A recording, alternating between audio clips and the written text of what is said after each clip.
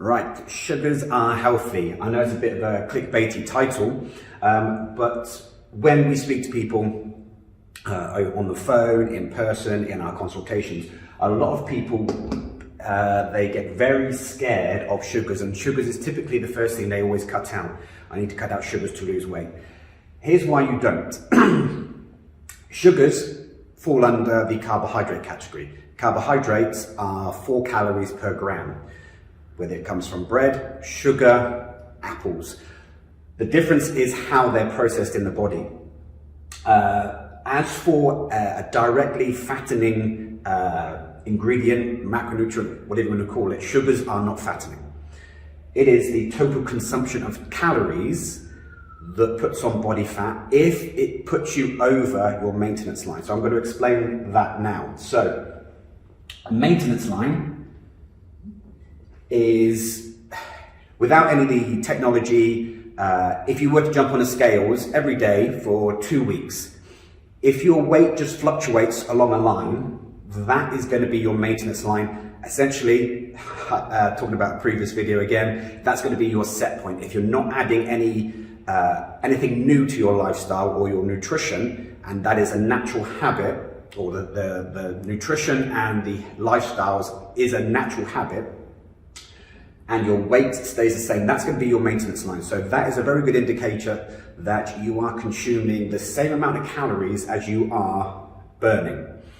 The reason why I keep saying consuming is because a lot of people don't think about what they're drinking, i.e. alcohol or any other drinks that have extra ingredients in, because those ingredients will actually, it may include calories. Even the sugar-free drinks, with aspartame, again, a lot of people are very concerned about aspartame.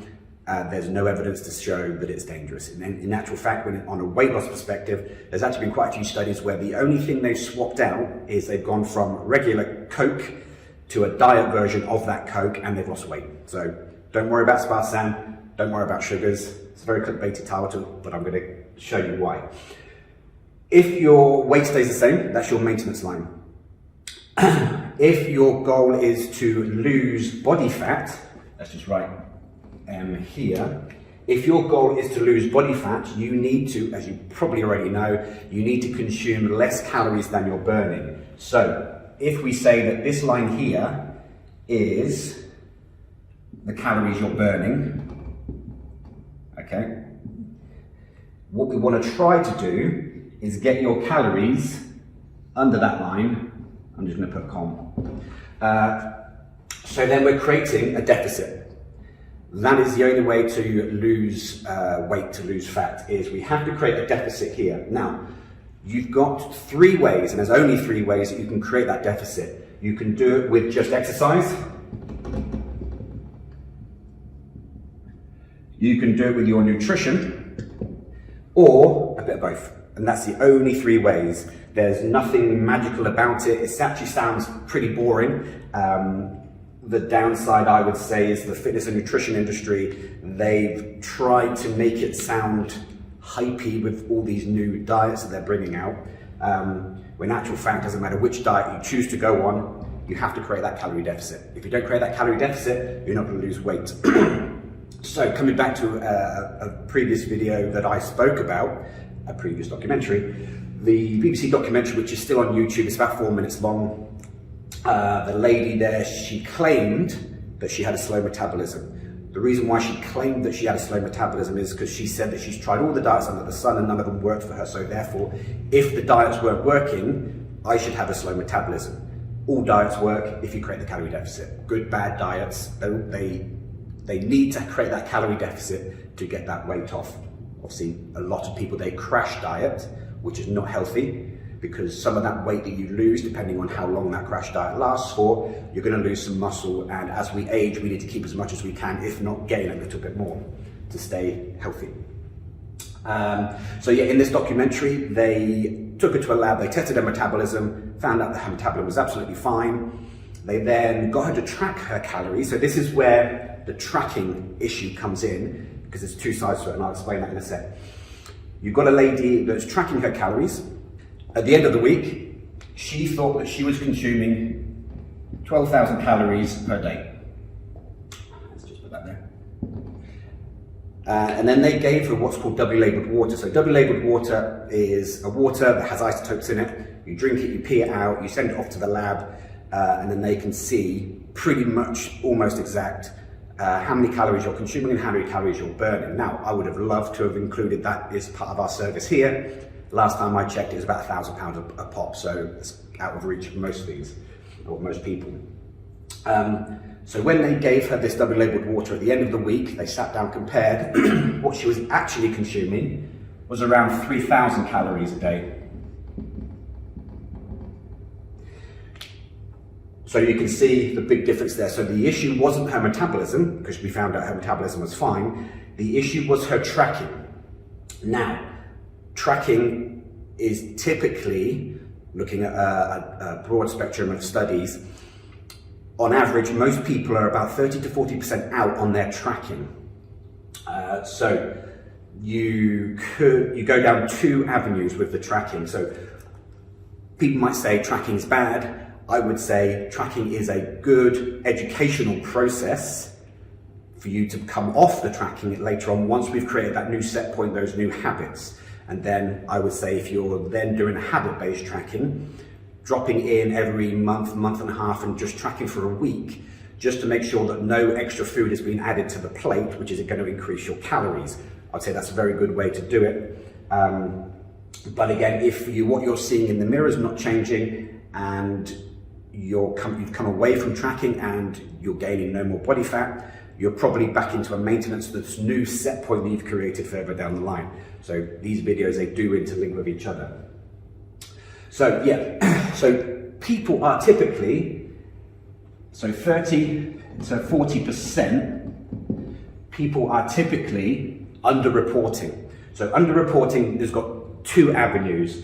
So the underreporting side, it's either unknowingly underreporting. Now, I would say that is the better category to fall into.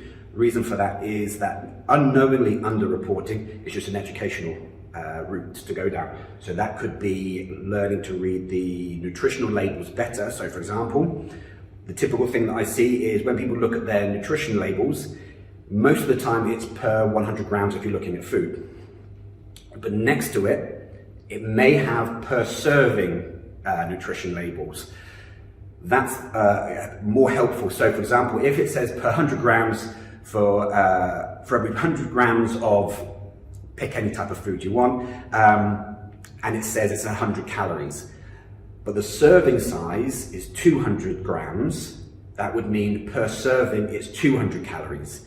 And that's something a lot of people over my years since 2004, that's one thing they're missing out on. They're reading the labels, but they're misreading the total numbers per serving. That's one of the educational routes to go down. Now, that's unknowingly underreporting. Then you have knowingly underreporting. These are the more difficult people to work with. Reason they're more difficult to work with is because they almost have a mentality of, if I don't write it down, it didn't count, which becomes an issue. Because how do we then work with that person? So for example, we've had a number of people who have sat down with us, we've done the body scan, some of them have done it weekly, some have done it monthly, and the body fat's not coming off. So we ask, how's the nutrition going? Their response is, I'm following everything you're telling me. Okay, if that was the case, we would see body fat coming off over a period of time. So that's the problem with knowingly underreporting. Essentially, they're lying to themselves, as difficult as that might be to say, because Louise has actually proved that her nutritional education, should we say, works. We had a client who was weighing in weekly, wasn't losing any weight, so Louise, out of her own money, rightly, wrongly, she got all the food for this person, predicted how much this person would lose over, I think it was 5 days. Coming out at the end of the 5 days, Louise was almost bang on, because the math that we do to work out that calorie deficit again, so the numbers that we give are basically based on mathematical formulas, which are quite common. You can see them on the internet. So again, we created that calorie deficit. Oh, actually, Louise created that calorie deficit, I should say, predicted how much that person would lose. That person lost almost exactly what Louise said, but then that person didn't apply what they learned over that week and then put that weight back on again. So, a bit of a clickbaity title, but it's all about calories in versus calories out. I know a lot of people argue that.